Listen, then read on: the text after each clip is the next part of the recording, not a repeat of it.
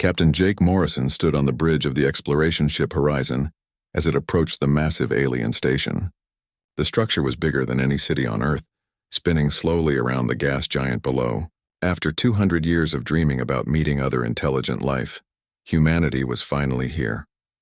Dr. Lisa Hayes adjusted her formal diplomatic robes and checked her translation device one more time. She had spent her entire career preparing for this moment. The message from the Galactic Council had been clear. Humanity was invited to present themselves for evaluation and possible membership in the galactic community. The docking bay was enormous, filled with ships from dozens of different species. Jake had never seen anything like the sleek vessels with their strange curves and glowing engines. The human ship looked crude and boxy next to them, like a hammer among works of art. A group of aliens waited for them at the airlock. The leader was tall and thin with blue skin and 4 arms. Behind him stood a creature that looked like living crystal, constantly shifting colors. Another being appeared to be made of pure energy, contained within a mechanical suit. The blue alien spoke through a device that translated his words into English. His name was Ambassador Thyler of the Zephyrian Empire. He looked at the humans with what seemed like mild curiosity, the way someone might examine an interesting insect. They walked through corridors filled with wonders. Gravity shifted and changed as they moved between sections designed for different species. Some areas were filled with thick gas while others had no atmosphere at all. The technology was so advanced that it seemed like magic to human eyes. The council chambers were breathtaking. 12 different species sat in a circle around a central platform. Each had their own environment, some in water tanks, others in energy fields. The diversity was incredible, but Jake noticed something troubling. All of them looked old, not just in years but in attitude. They moved slowly and spoke carefully, like beings who had not faced a real challenge in centuries. Council Prime Veltar called the session to order. The being of energy spoke through speakers that made his voice echo through the chamber. He explained that the council had governed this part of the galaxy for over 10,000 years, maintaining peace and order among the member species.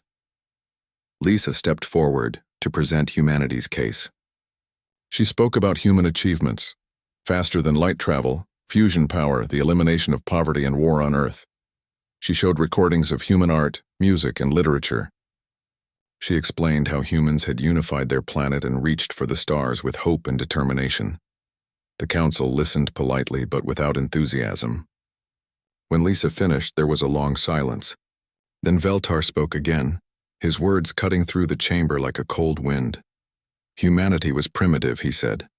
Their technology was crude compared to council standards. Their lifespans were laughably short.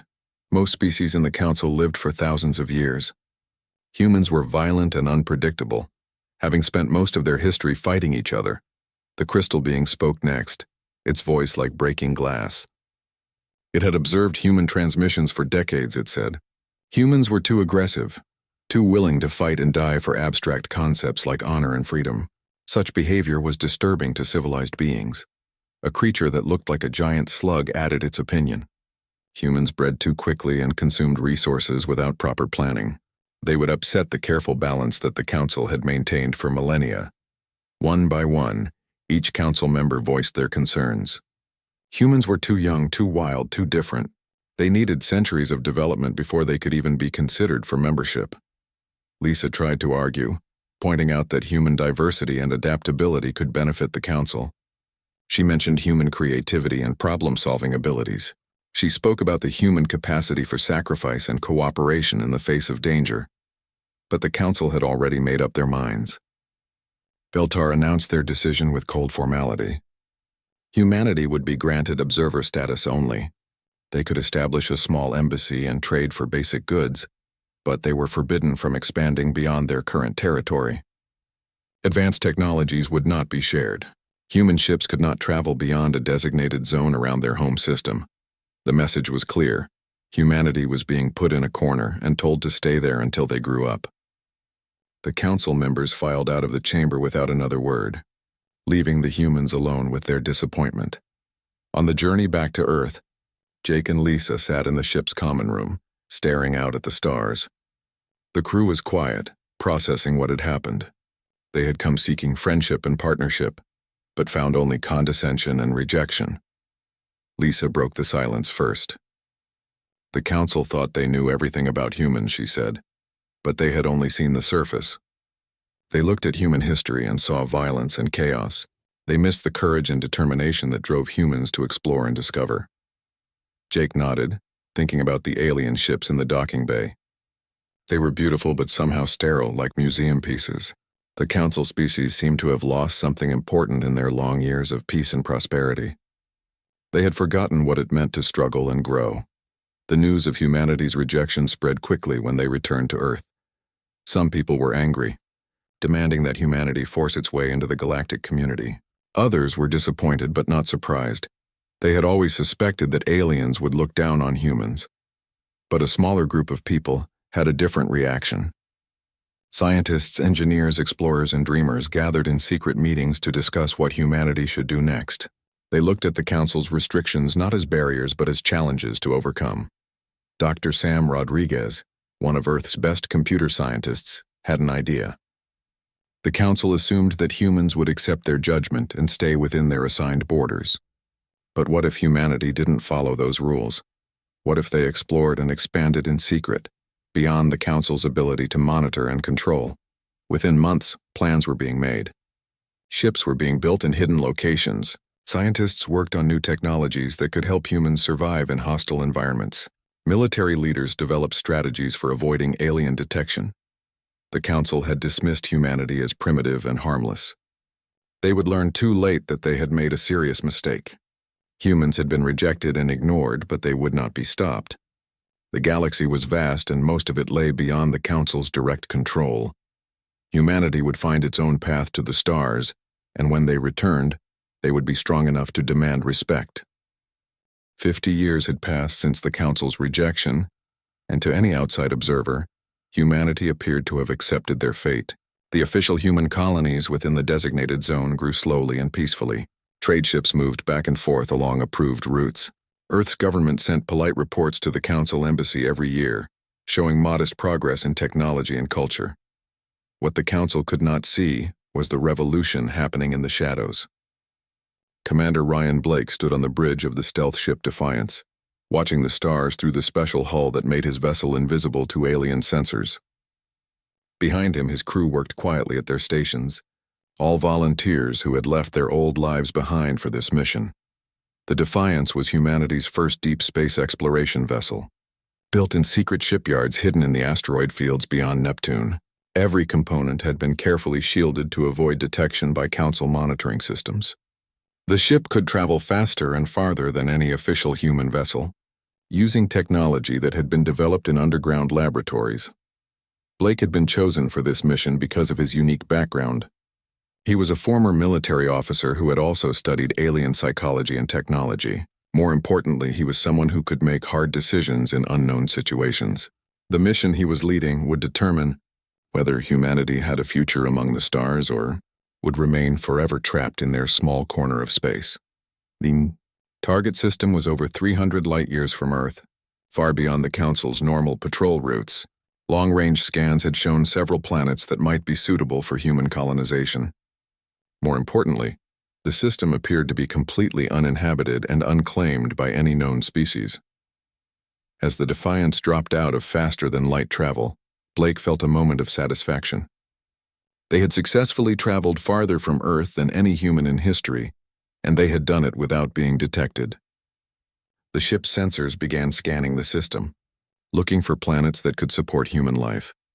The first world they examined was a frozen ball of ice and rock, but scans revealed massive deposits of rare minerals beneath the surface.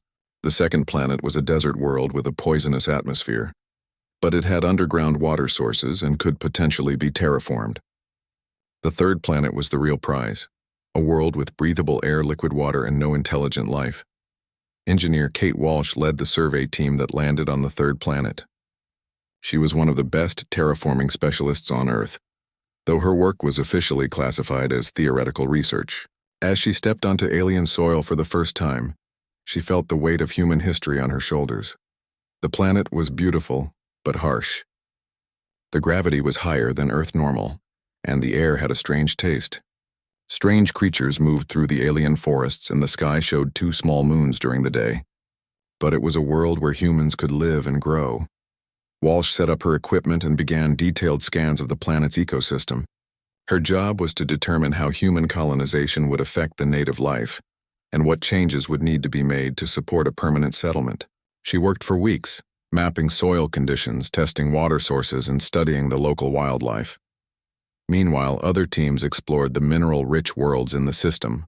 They found deposits of metals and rare elements that were worth more than the entire gross product of Earth.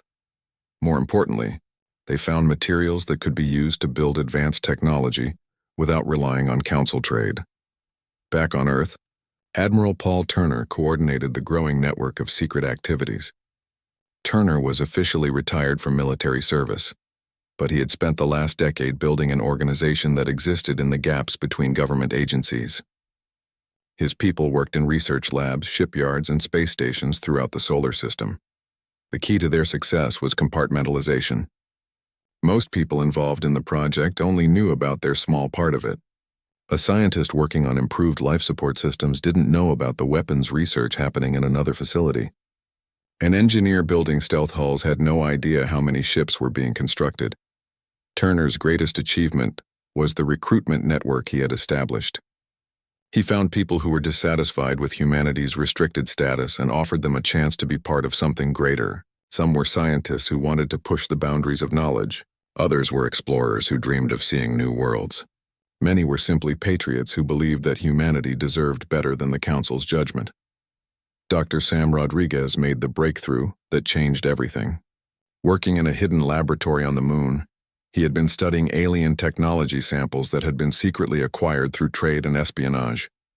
After years of work, he finally cracked the encryption protocols used in Council communications. Suddenly, humanity had access to alien military communications, scientific databases, and political discussions. They learned about Council fleet movements, technology developments, and most importantly, the locations of uninhabited star systems that could be colonized. The information also revealed something else. The Council species were not as advanced as they pretended to be. Much of their technology was thousands of years old, maintained but not improved. They had become comfortable and complacent, relying on their reputation more than their actual capabilities. Armed with this intelligence, the secret colonization program expanded rapidly. Ships like the Defiance carried survey teams to dozens of star systems.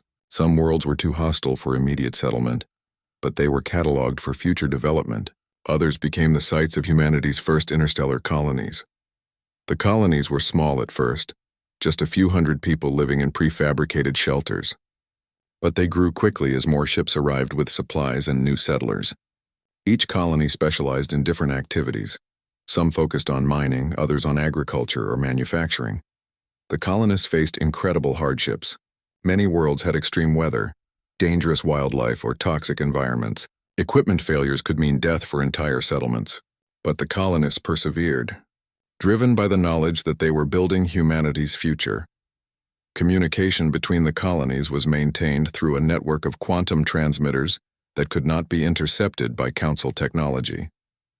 Messages traveled instantly across hundreds of light years, allowing the scattered human settlements to coordinate their activities. By the end of the 50-year period, humanity had established over 300 hidden colonies across 40 star systems. The total population of these secret worlds was nearly 50 million people. They had built industries that produced advanced technology, farms that fed growing populations, and military facilities that prepared for an uncertain future. The Council remained completely unaware of this expansion. Their monitoring stations detected only the small, struggling settlements within humanity's designated zone. They saw exactly what humanity wanted them to see: a primitive species that was slowly developing within acceptable limits. But beneath the surface, humanity was becoming something that the galaxy had never seen before. The secret of human expansion lay not just in their determination to explore, but in their unique approach to warfare and survival. While the Council species had grown comfortable after thousands of years of enforced peace, humans remembered their violent history and learned from every conflict they had ever fought. General Mike Carter walked through the underground military complex on Blackstone, a dark world orbiting a dying red star. The planet had no value to the Council species. Its surface was frozen and its atmosphere was toxic. But for humans, it was perfect. Hidden beneath miles of rock and ice, the largest military research facility in human history had been operating for 30 years. Carter had been chosen to lead humanity's military development because he understood something that the alien species had forgotten. War was not just about having better weapons or stronger shields. It was about thinking differently than your enemy, about finding weaknesses they didn't know they had, and about being willing to do things they would never consider. The council species fought according to ancient traditions that had become rigid over time. They announced their intentions before attacking. They used the same tactics that had worked for centuries. They expected their enemies to follow the same rules of honorable combat that governed their society. Humans had no intention of following those rules. Dr. Amy Foster led the team that developed the gravity disruptor technology. Working in laboratories that existed only as numbers in classified files, she had discovered how to manipulate the fundamental forces that held matter together. Her weapons could create artificial black holes, collapse the quantum tunnels used for faster-than-light travel, and tear apart the energy shields that protected alien ships. The breakthrough had come from studying human history. Foster realized that every great military revolution had involved using familiar technology in unexpected ways.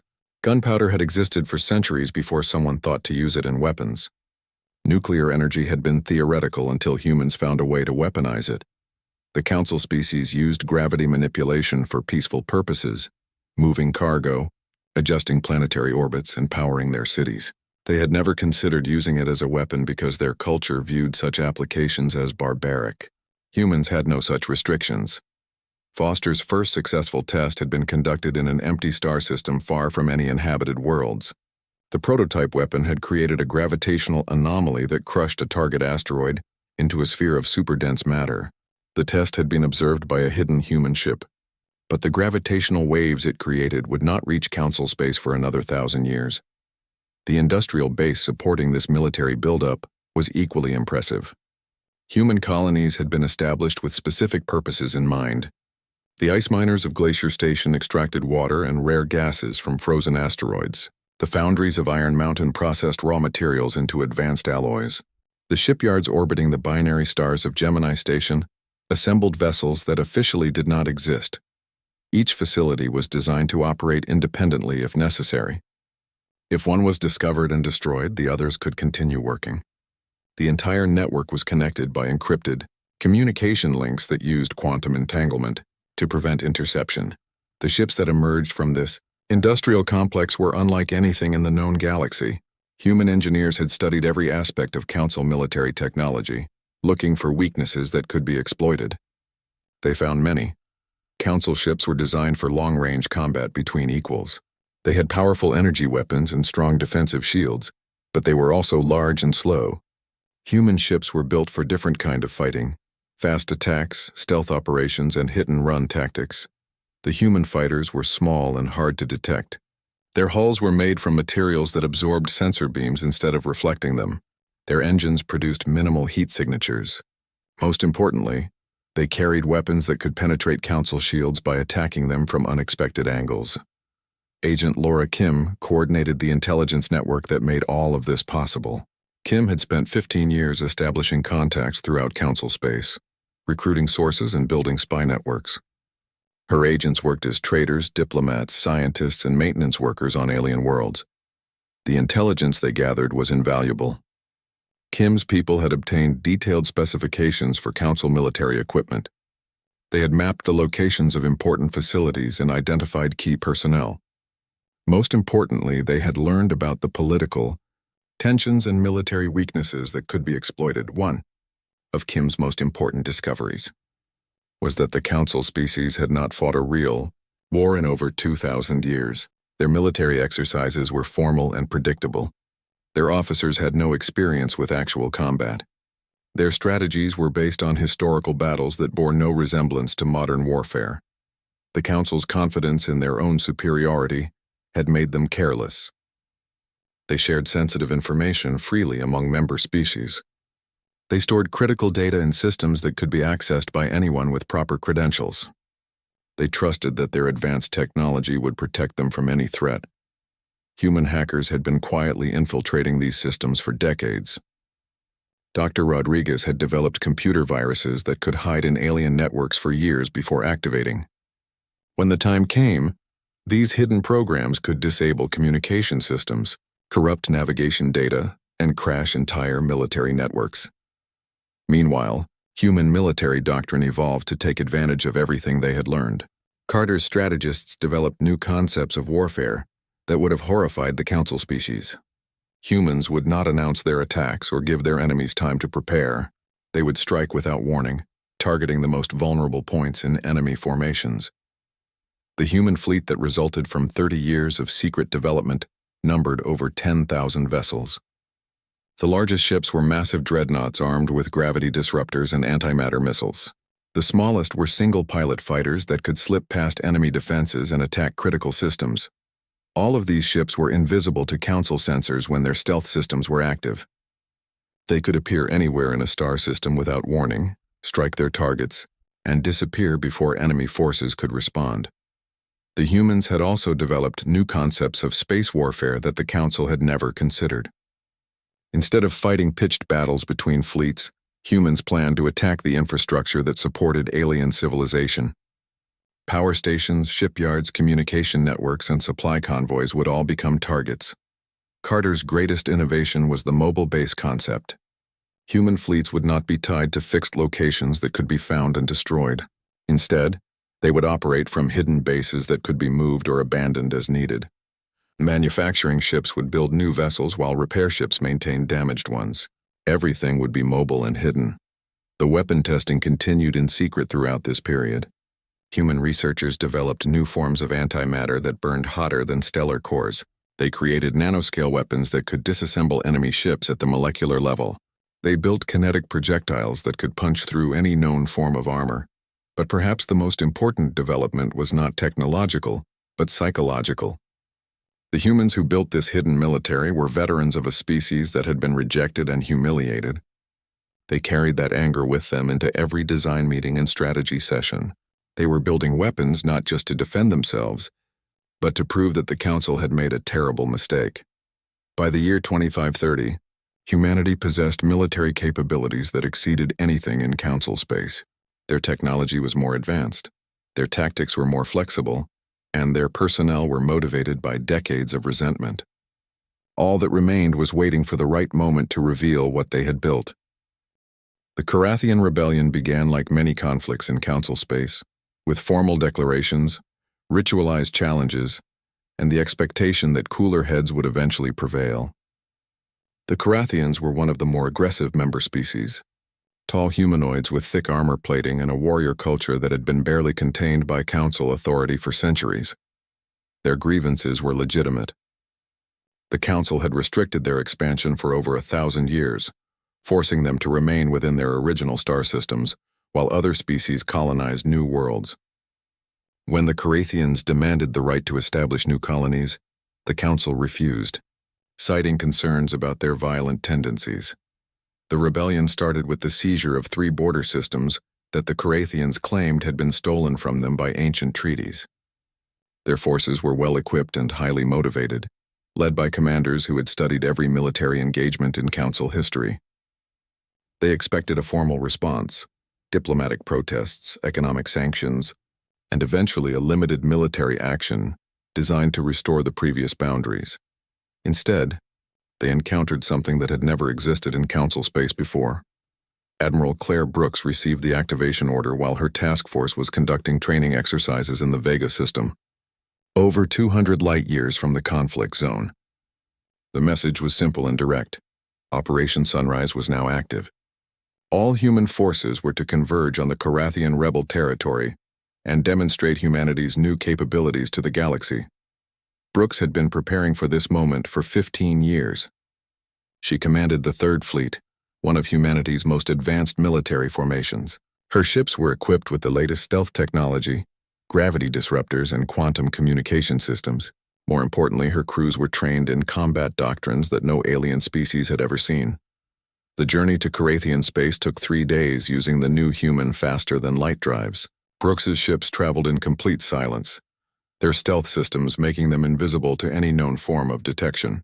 They approached the combat zone through empty space, avoiding all established travel routes and monitoring stations. The Carathian forces were engaged in a major assault on the Council stronghold at Kepler Station when the human ships arrived. The battle was proceeding according to traditional patterns, large capital ships exchanging energy blasts at long range, while fighters engaged in elaborate dogfights between them. Both sides were following the ancient rules of warfare that had governed such conflicts for thousands of years. Brooks watched the battle from her flagship command center, analyzing the tactical situation with computers that had been programmed with decades of intelligence data.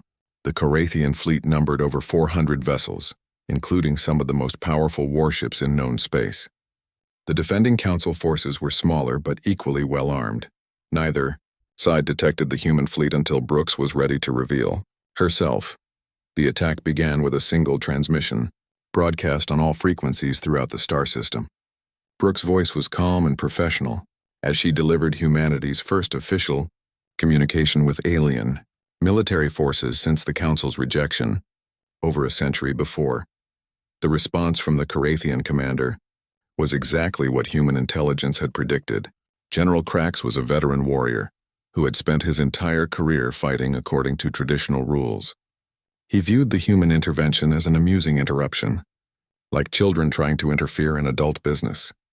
His fleet turned to engage the human ships, expecting to quickly destroy the small force that had dared to challenge them. The Carathians had studied human capabilities based on the limited technology that humanity had revealed to the Council. They expected primitive weapons, weak shields, and predictable tactics. What they encountered instead was a demonstration of warfare that shattered every assumption about human military power. The human ships did not engage in the traditional long-range energy weapon duels that characterize Council conflicts.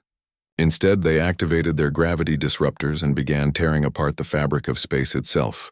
Artificial black holes appeared within the Carathian formations, pulling ships out of position and disrupting their defensive screens. The Carathian vessels tried to respond with their most powerful weapons, but the energy beams passed harmlessly through empty space where the human ships had been moments before.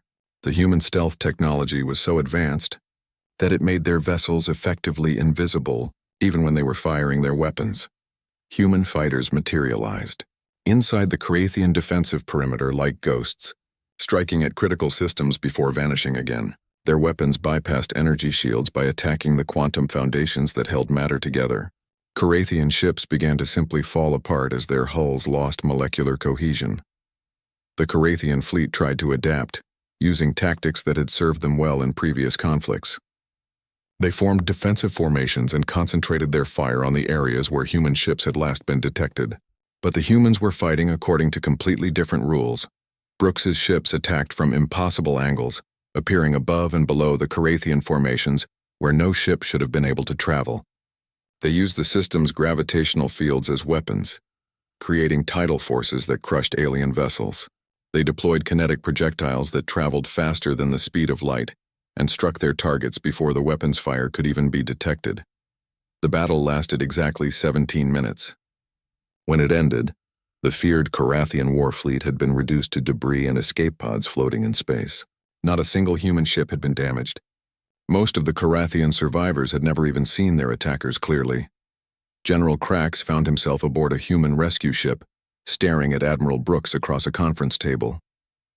The human admiral was younger than most Council military commanders, and she wore a uniform that was both practical and intimidating. Behind her stood guards carrying weapons that seemed to bend light around them. Brooks explained the situation with the same calm professionalism she had shown during the battle. The Carathian rebellion was over. Their surviving forces would withdraw to their home system immediately, or face complete destruction. The Council worlds they had seized would be restored to their previous governments. Krax tried to argue, pointing out that the Carathians had legitimate grievances against the Council's treatment of their species. Brooks listened politely, then pointed out that those grievances were now irrelevant. The galaxy had new management. The news of the battle spread through Council space faster than light itself. Emergency sessions were called in government chambers across dozens of worlds. Military commanders who had never faced a real threat suddenly found themselves trying to analyze a conflict that had redefined the nature of warfare. Council Prime, Veltar's emergency transmission reached every member world within hours. The being of pure energy who had dismissed humanity over a century before now spoke with a voice filled with shock and uncertainty. The humans had revealed capabilities that exceeded all previous estimates. They possessed technology that the Council did not understand, and military doctrines that violated every assumption about civilized warfare. More disturbing was the intelligence that followed the initial reports. Human colonies had been detected throughout the galaxy, in star systems that the Council had believed to be empty. Human ships were operating freely in space that was supposed to be under Council control. Humanity had been building an interstellar empire while the Council believed they were contained within their original territory. Dr. Alex Morgan arrived at the Council chambers exactly 1 week after the battle at Kepler Station. He was humanity's new chief ambassador, a role that carried far more weight than it had when Lisa Hayes had held the position decades before. Morgan was escorted by guards whose weapons and armor displayed technology that made Council security forces look primitive. The Council chambers had been redesigned since humanity's first visit. The circular arrangement of member species had been replaced by a more formal setup, with clear hierarchies and defined territories. But the aliens who occupied those positions looked nervous and uncertain as Morgan took his place at the central podium. Veltar's voice echoed through the chamber as he asked the question that every being in Council space wanted answered. How had humanity achieved such rapid advancement? How had they built an empire that rivaled the Council itself without being detected? Morgan's response was simple and devastating. Humanity had done exactly what the Council had told them to do. They had returned when they had something meaningful to contribute to galactic civilization. The contribution was a demonstration that the age of Council dominance was over. The revelation of human capabilities sent shockwaves through every level of alien society. Species that had ruled the galaxy for millennia suddenly found themselves facing an empire that had surpassed them in every measure of power and technology. The transition of power across the galaxy was not immediate, but it was inevitable. The Council species had built their civilization on the assumption that they were the most advanced beings in known space. The revelation of human capabilities shattered that assumption and left them struggling to understand their place in a universe that had suddenly become much more dangerous. President Jack Hamilton established his government on New Earth, a garden world that had been terraformed using the most advanced human technology. The planet was beautiful beyond anything the Council species had achieved, with crystal cities that seemed to grow from the landscape itself and orbital stations that moved like living things through the sky. Hamilton had been chosen as humanity's first galactic emperor through a process that combined democratic elections with military necessity. He was a former admiral who understood the realities of power, but he was also a diplomat who believed in finding peaceful solutions when possible. His first official act was to offer the Council species a choice that would determine the future of galactic civilization. The choice was simple, but profound. The alien species could join the new human empire as equal partners, retaining their own governments and cultures while accepting human leadership in military and foreign affairs. Or they could remain independent within their traditional territories, giving up any claim to influence over galactic events but keeping their autonomy. Most species chose integration, recognizing that human technology and organization offered benefits that their old system could not match. The Zephyrians were among the first to join, their crystal-based intelligence adapting quickly to human mathematical concepts and engineering principles. The union of human creativity and Zephyrian precision produced technological advances that neither species could have achieved alone. The Voidborn, beings of pure energy who had always been mysterious to other Council species, found unexpected common ground with human philosophers and artists.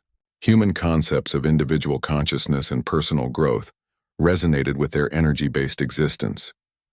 The collaboration between human thinkers and Voidborn intellects led to breakthroughs in physics and psychology that transformed both species. Even the slug-like gastropods, who had initially been repulsed by human aggression, came to appreciate the efficiency and innovation that humans brought to resource management and environmental planning. Their expertise in biological systems combined with human engineering created new forms of terraforming that could transform dead worlds into gardens in decades rather than centuries. They were Integration process was not without challenges. Cultural differences that had seemed minor during council rule became more significant when species had to work together closely. Human concepts of individual achievement conflicted with alien ideas about collective harmony. Alien traditions of careful deliberation clashed with human preferences for quick decisions and rapid action. But Hamilton's government had prepared for these difficulties. Human psychologists had studied alien behavior patterns for decades, developing integration protocols that respected cultural differences while establishing clear lines of authority. Translation systems were upgraded to handle not just language differences but conceptual frameworks that shaped how different species understood reality. The former council chambers became a museum, preserved exactly as they had been during humanity's first rejection. Visitors could see the seats where alien leaders had dismissed humanity as primitive and irrelevant. The displays included recordings of those early negotiations, showing how completely the council had misunderstood human potential. Only the Carathians chose complete resistance to the new order. Their warrior culture could not accept subordination to any other species, especially one they had always viewed as inferior. General Krax, who had survived the battle at Kepler Station, became the leader of a desperate last stand against human expansion. The final campaign against the Carathian homeworld was brief but decisive. Admiral Paul Turner, now promoted to Supreme Commander of Human Military Forces, led the assault with the same precision that had characterized human military operations throughout the transition period. The Carathian defenses were formidable, built around their most advanced technology and defended by warriors who preferred death to surrender. The battle lasted 3 days and ended with complete human victory. The Carathian military was destroyed, their shipyards were captured, and their government was replaced with a human military administration. The surviving Carathians were relocated to a reservation world where they could maintain their traditional culture under human supervision. The fate of the Carathians served as a warning to any other species that might consider challenging the new order. Human military power was overwhelming, but more importantly, humans had demonstrated that they would use that power decisively when necessary. The galaxy learned that the species they had once dismissed as primitive could be utterly ruthless when their authority was questioned. But the new empire was not built entirely on fear and military force. The prosperity that followed human expansion exceeded anything the Council had achieved during their millennia of rule. Trade routes expanded across previously unexplored regions of space, protected by human fleets that could respond to any threat within hours.